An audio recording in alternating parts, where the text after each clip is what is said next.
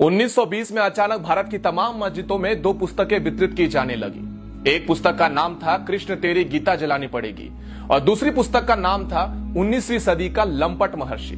ये दोनों पुस्तकें अनाम थी, इसमें किसी लेखक या प्रकाशक का नाम तक नहीं था और इन दोनों पुस्तकों में भगवान श्री कृष्ण, हिंदू धर्म इत्यादि पर बेहद अश्लील, बेहद घिनौनी बातें लिखी गई थी। और इन पुस्तकों में तमाम देवी देवताओं के बाद इतने बेहद रेखा चित्र रेखाटे गए थे जिसे हिंदू अगर देख लेता तो उसका खून खौल के उठ जाता। और धीरे धीरे ये दोनों पुस्तकें भारत की हर एक मस्जिदों में वितरित की जाने लगी।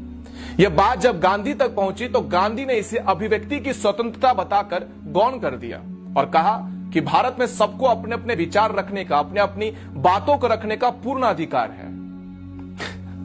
फिर एक दिन अचानक 1923 में लाहौर स्थित राजपाल प्रकाशक के मालिक महाशय राजपाल जी ने एक पुस्तक प्रकाशित की जिसका नाम था रंगीला रसूल। उस पुस्तक के लेखक का नाम गुप्त रखा गया था और लेखक की जगह लिखा गया था दूध का दूध और पानी का पानी।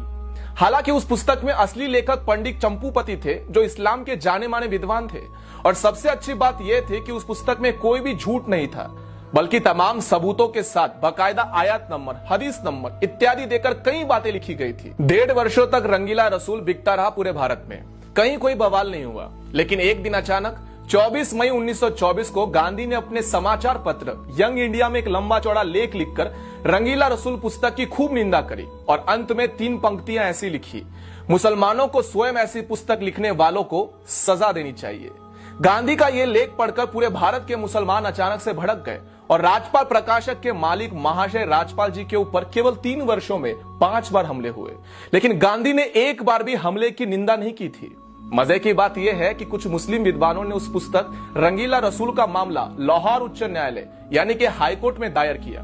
हाईकोर्ट ने 4 इस्लामिक विद्वानों को न्यायालय में खड़ा करके उनसे पूछा कि उस पुस्तक में ऐसी कौन सी पंक्ति है जो सही नहीं, आप स्वयं बता दीजिए। चारों इस्लामिक विद्वान इस बात पर पूरी तरह से सहमत थे कि इस पुस्तक में कोई गलत बात नहीं लिखी गई। फिर लाहौर उच्च न्यायालय ने महाशय राजपाल जी पर मुकदमा खारिज कर दिया और उन्हें बाइज्जत बरी कर दिया। फिर उसके बाद 30 अगस्त 1924 को गांधी ने यंग इंडिया समाचार पत्र में एक और भड़काने वाला लेख लिखा और इस लेख में उन्होंने इशारों में ऐसा लिखा था कि जब व्यक्ति को न्यायालय से न्याय नहीं मिले तब उसे अपने आप प्रयास करके न्याय ले लेना चाहिए।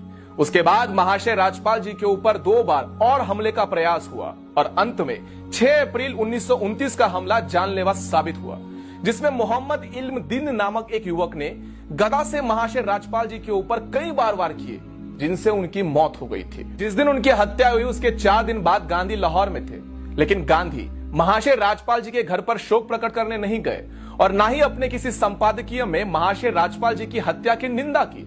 उसके बाद अंग्रेजों ने मुकदमा चलाकर मात्र 6 महीनों में महाशय राजपाल जी के हत्यारे इल्म दिल को फांसी सुना दी और वो भी इसलिए कि देश में हिंदू समाज जो था वो पूरी तरह से उबल रहा था और अंग्रेजों को लगा यदि उन्होंने जल्दी से फांसी नहीं दी तब अंग्रेजी शासन भी बर्खास्त हो जाएगा, खतरे में आ जाएगा।